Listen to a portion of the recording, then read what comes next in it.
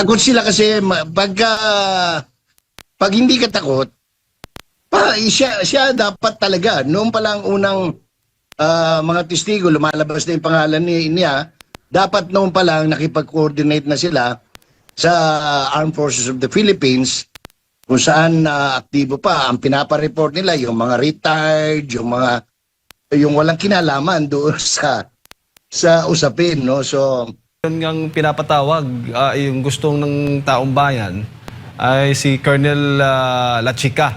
Dapat ay Correct. maging testigo. Kaya lang, sanabi po ng prosecution na parang hindi pa yata, parang hindi na nila ipipresenta itong si Lachica at yung isang Nolasco po. Takot sila Sir eh. Jay. takot sila kasi pag hindi ka takot, siya dapat talaga. Noong pa lang unang mga testigo, lumalabas na yung pangalan niya, dapat noong pa lang nakipag-coordinate na sila sa Armed Forces of the Philippines kung saan aktibo pa. Ang pinapa-report nila, yung mga retired, yung walang kinalaman doon sa usapin, no? So, yun, nagtataka ang marami sa ordinaryo, mga pedicab driver dito sa amin, sabi nila, nga no, manasir nga, sila chika man ay, di man nila patawag la chika. So, hindi ko rin alam kung ano ang estilo meron, kasi ang kanila parang they are milking the situation, Admar and Jade, so that pinatatagal para, and they are using words like scam, mastermind, architect, para tuluyang masira. Ang problema nila kasi, the more na ginagawa nila yan kay Vice President Sara, mas lalong tumitibay pa yung pananalig ng mga tao, mas lalong tumataas yung kanyang acceptance rating, yung trust rating niya. Yan ang pagkakamali ng oposisyon. Naghahanda, ang gusto nila, masira si Sara bago mag-2028, lumalakas pa lalo, 83% na yata ngayon, kung di ako nagkakamali. Ang dapat gawin nila, palakasin nila yung kanilang hanay. Pagtulong-tulungan nila si Lenny, si Bam, yung ambisyosang si Risa Ontiveros, paano lalakas? Hindi yung paano sisiraan. Ang tuloy, ang nangyayari ngayon, kung meron man dapat sisihin kung bakit lumalakas si Sara, yun din oposisyon, yung mga anti-Sara, anti-Duterte. Kasi the more na sinisiraan siya, the more na nagagalit ang taong bayan, mas lalong sumusuporta kay Inday Sara. At isa din sa mga naging puna ng depensa at sa mga naging pahayag ng prosecution ay yung madalas sound bites daw yung mga sinasabi. Pang sound bites lang daw, Sir Correct. Jay, no? Hindi siya... Sinasadya yan. Okay, yeah. Go ahead, sir. Sinasadya yan nila, Jay, para nang sa ganon, yung mga vloggers, yung mga news organization, they will have use for soundbite.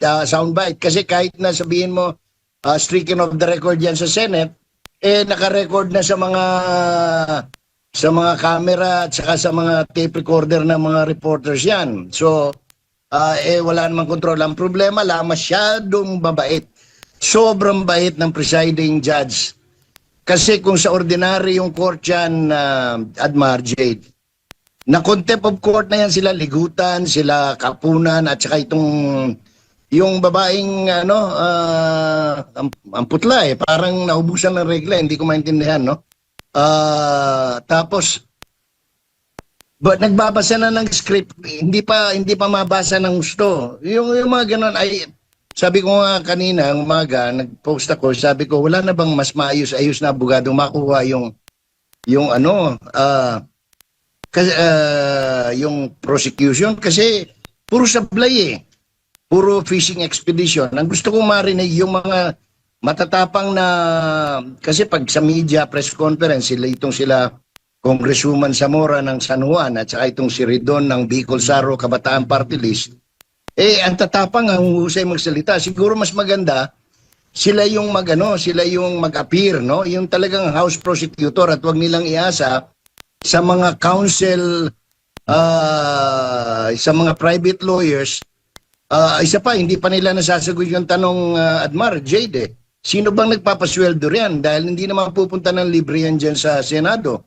Kasi kung tayong taong bayan, Ang nagpapasweldo riyan, abay, ako kahit na sabihin mo, hindi ako masyadong katig sa prosecution, abay, nagagalit ako kasi bakit kayo kumukuha ng pangit, ng hindi maayos, ng hindi matinong abogado, ng palpak, ng hindi handa, no?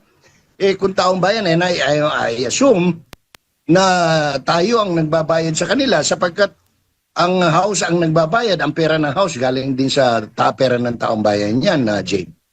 Lagi po nilang inuulit-ulit yung mga salitang scam, mastermind, etc. Sir Jay, para bang paulit-ulit na rin yung pag-correct po sa kanila.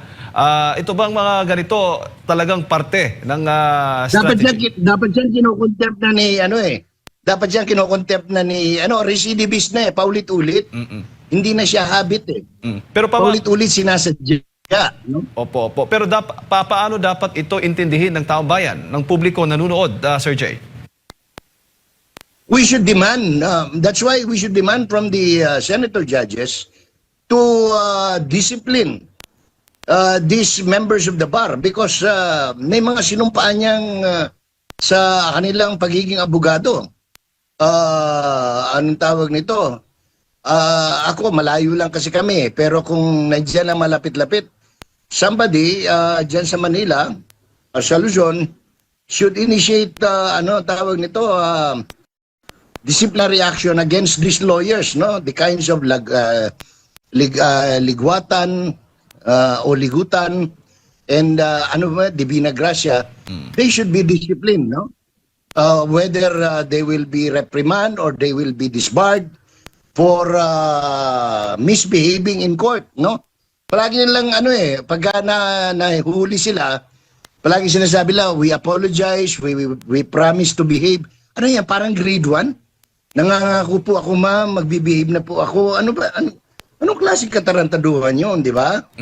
And si presiding judge or even Senate President Gatchalian should crack the whip, no? Kinakailangan latiguhin na nila. Sabihin lang, oy, mga bastos kayo, binabastos nyo kami. Kasi ang sa totoo niyan, when they do that, ang binabastos nila yung Senado, yung Senate Tribunal. And they should not allow that. The Senator should not allow that. May bastos na nga silang kasamang walang modong senador. Tapos, kaya sila binabastos Kasi nakikita ng siguro ng mga abogado, wala, bastos tong mga katulad nila tulpo. Di magbinastos na rin tayo. Total, nakakalusot di ba? Kung makakalusot. Ngayon, pag hindi nakalusot, sasabihin nila, ay, sorry po, we apologize. We promise to behave. Ganyan din sinabi ni Kapunan, di ba? Ganyan din na sinabi ni Dilima. Ganyan din na sinabi ni Luistro. Ganyan din sinabi ni Ligutan. Ngayon, ganyan pa rin sinasabi ni Divina Gracia. It has to stop, no?